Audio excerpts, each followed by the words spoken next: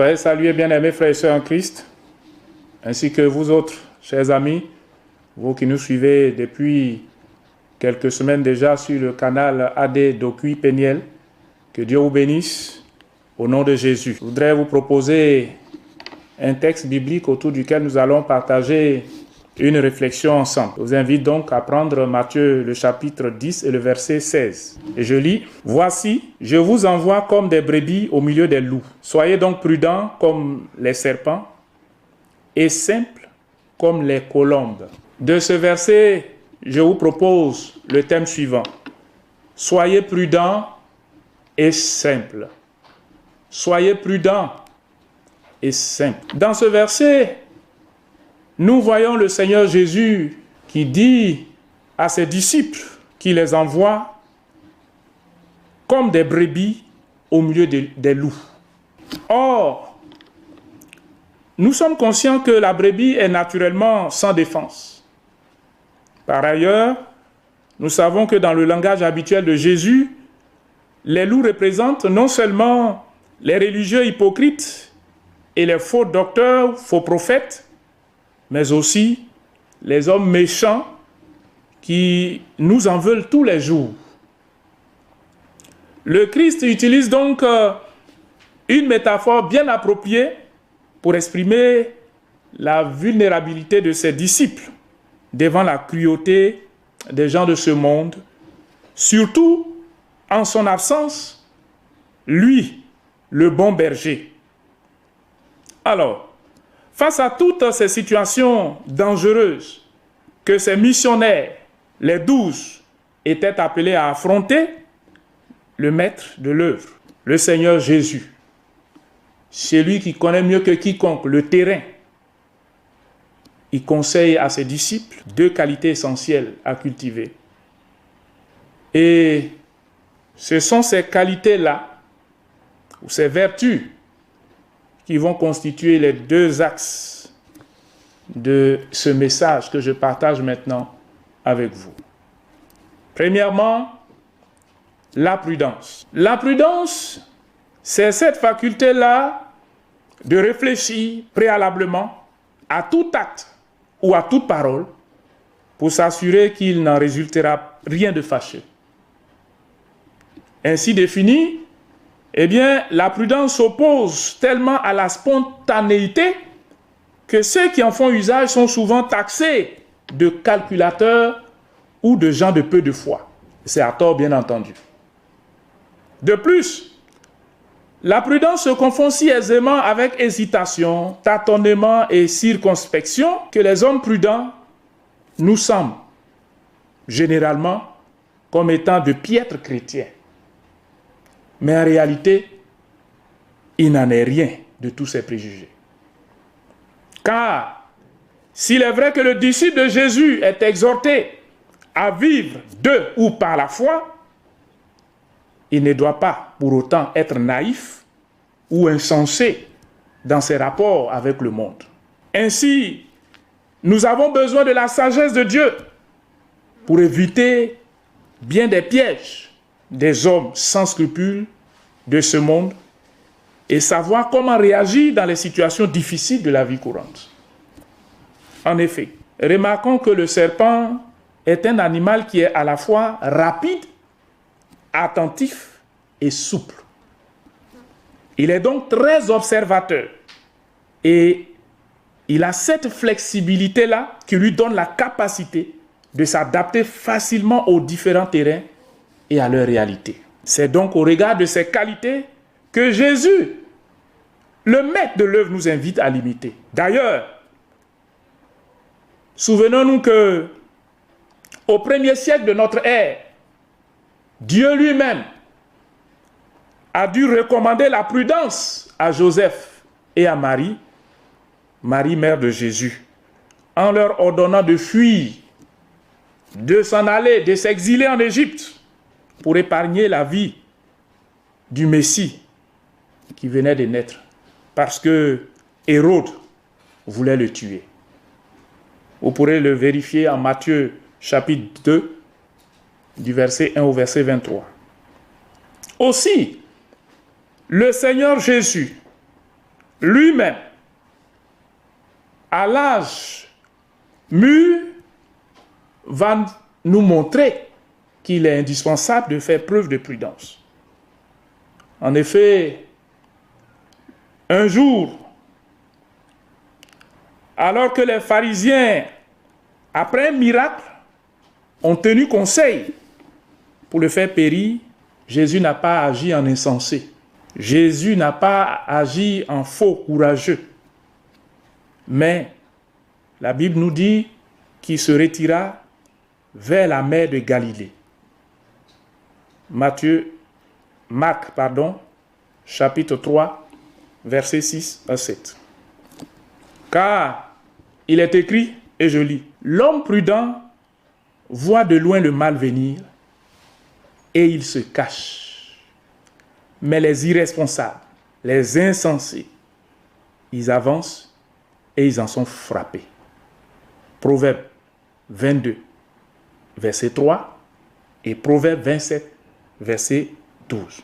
C'est donc avec beaucoup de tristesse et presque avec des larmes aux yeux que le Seigneur Jésus nous fait cette révélation à l'allure de reproche.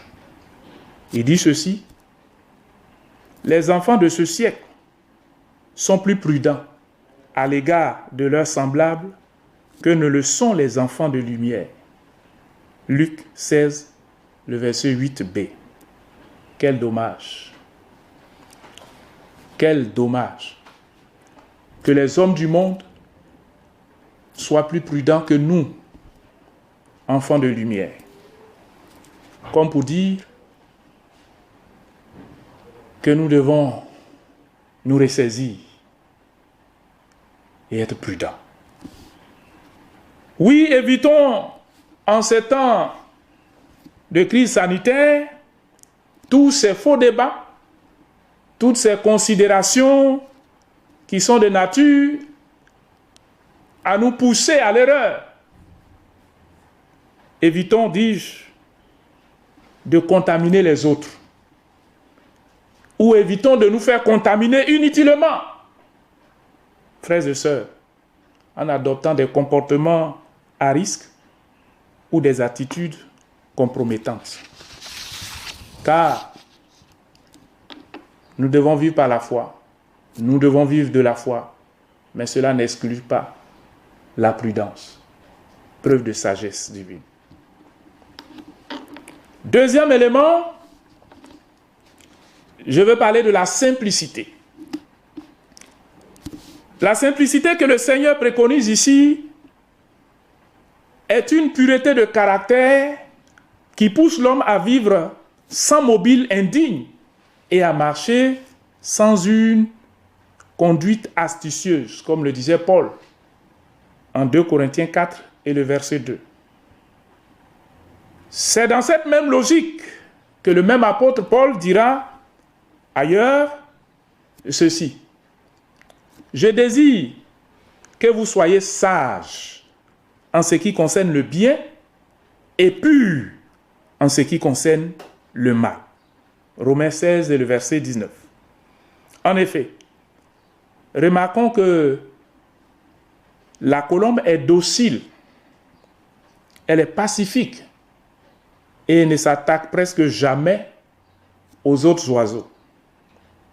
Ses caractéristiques vertueuses font que ce petit animal représente en quelque sorte l'innocence, l'obéissance et la soumission. Dans ce sens, eh bien, les enfants de Dieu, les disciples de Christ, devront établir une nette différence d'avec Israël. Israël qui était une nation rebelle et indomptable, a dit Dieu. Un peuple au cou roide. Exode 33, verset 3 et verset 5. Autrement dit, nous les chrétiens, nous ne devons pas être réfractaires aux instructions données par nos autorités, en parlant bien entendu des mesures dites de protection, des mesures d'hygiène des mesures qui pourront nous aider à faire obstacle à la propagation du Covid-19.